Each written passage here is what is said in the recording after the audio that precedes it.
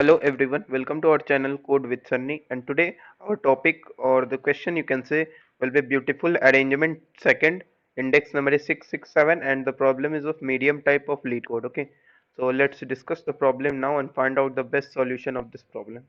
Given two integers n and k, and we need to construct a list which contains n different positive integers. Okay, note that the term positive integers, and it should be like size of the list should be n, and it should be distinct positive integers from 1 to n. Okay, and obeys the following requirement. Suppose this list is this one, then the list corresponding to the adjacent differences, absolute value of adjacent differences of the elements has exactly k distinct integers. Okay, if there are multiple answers we have to print any of them. So overall I can say we have to find a certain permutation of this numbers. If we have been given n numbers starting from 1 to n, we have to find out the certain permutation of n numbers, such that if we find out the absolute value of differences of adjacent elements, then there will be exactly k distinct integers. Okay, so how we are going to do that? So for now, let us move further to understand this with the help of example. Okay, so also let us look over the constraints. It might be helpful in some of the cases to solve the problem, like n should go up to 10 power 4 and k should be strictly less than n. Okay, so let's see this problem with the help of example. Okay, now you can see I have, let's say I have some n equal to, let's say 3. Suppose we have numbers from 1, 2 and 3, and we need to find a certain permutation and such that there will be exactly k distinct integers. The very first way is nothing but a brute force, like you use the C++ inbuilt STL function to generate all the permutation of these n integers using next permutation method, and find out the adjacent differences and store it in a set and find out the size of the set. If it matches with the k, then we can say yes, this will be our permutation. So can this solution will be sufficient? You can see if n is going to be like 10 power 4, and if you generate all permutations it would be like 10 power 4 factorial, and it should be like multiplied by you are going to iterate on to the n and storing in the set would be log of n. Okay, so you have the complexity like n factorial into n into log of n, and if n is going to be like 10 power 4, this solution of this time complexity will always give the TLE verdict. Okay, so what should we do in such case?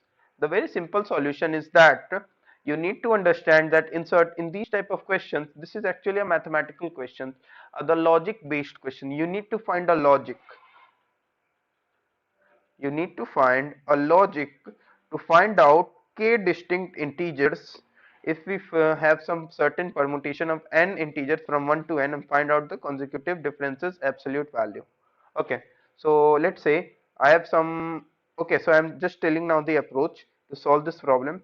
So I have the integers like 1, 2, 3, 4, and it goes up to like okay, so and now if we start thinking in a reverse order, integers from n to n minus 1 to n minus 2 and so on.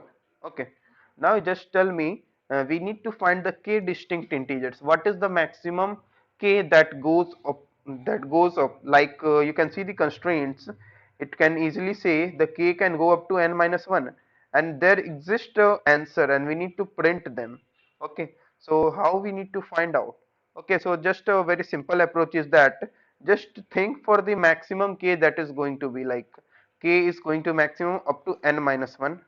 That is, we have to find the k distinct integers if we arrange the permutation in a certain order, such that if we find out the absolute differences, like if we have a permutation like 1 2 3, then absolute difference is like 1 2 is 1 and 2 3 is also 1, then you can see there is only one distinct value. Okay, now just think in a way, just you have arranged the permutation from 1 2 3 4 and in a reverse order.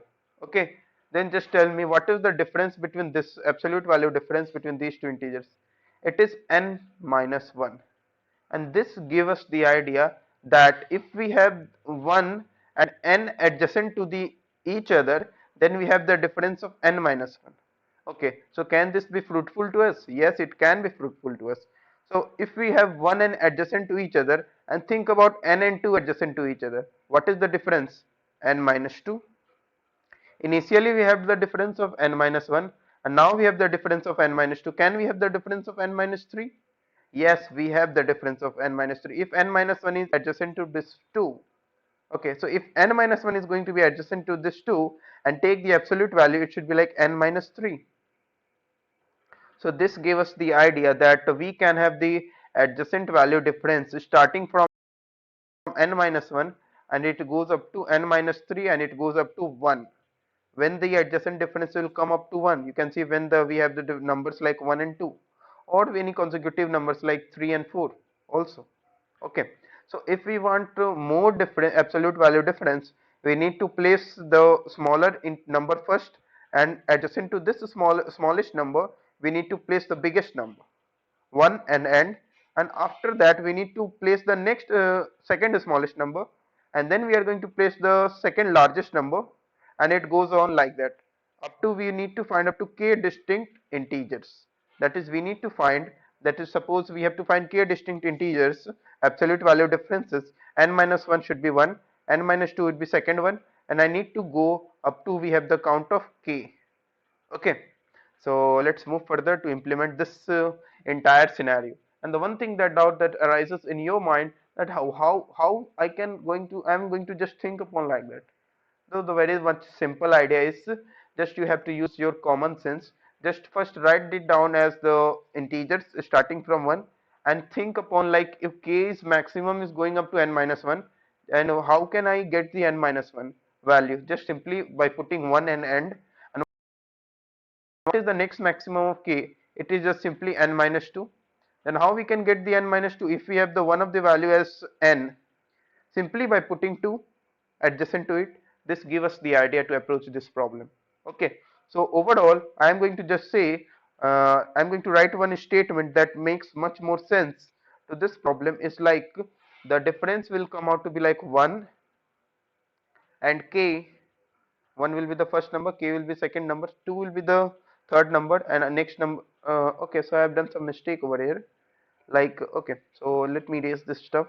1 would be there, and next would be k plus 1, and other would be like second, next should be like k, next should be like third, and next should be like k minus 1.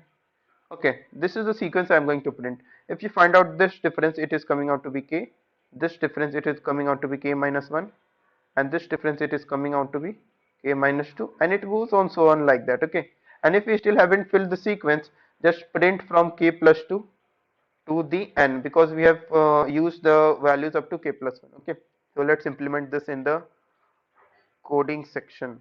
Okay, so let us do some fast calculations, or you can say fast coding. Okay, so I'm going to just maintain two variables, int x as 1, and let's say int y as k plus 1. Okay, I need to iterate over like x should be less than equal to y, because sometimes it may possible that x should becomes greater than y. Then I should be having like not a permutation of n numbers starting from 1. So x should be less than equal to y, and k should be greater than equal to 0, and because I need to have like k distinct integers to be filled up, then I am going to check, that is, if this is going to be true, I can push back to it to my answers like x and then increment it by 1. So I need to define a vector answer function over here also. Okay, sorry for my this foolish mistake. Okay, so I have done this. Then I need to check if k becomes negative after this one, then I need to break this for loop. Otherwise, that is, it might be possible that k becomes negative. Otherwise, if I can push more elements with the help of y, so I am going to check if k is going to be again greater than 0, and x should be like less than equal to y, then I can push back this j, that is this y also, y minus 1. Yes, I can do this. And if some elements is going to be left, Okay, if some elements have been left, then I can do this one like I equals k plus 2 and I should be less than equal to n I plus plus, and it should be like if I'm going to push back all the elements, because it doesn't matter, because if I'm going to push back k plus 2 and k plus 3, the difference would come out to be 1, which I've already used. Okay, so I should push back I and I should return the answer. Let's submit this code and check it out if this is an efficient solution or not. Okay, yes, it is good, you can see.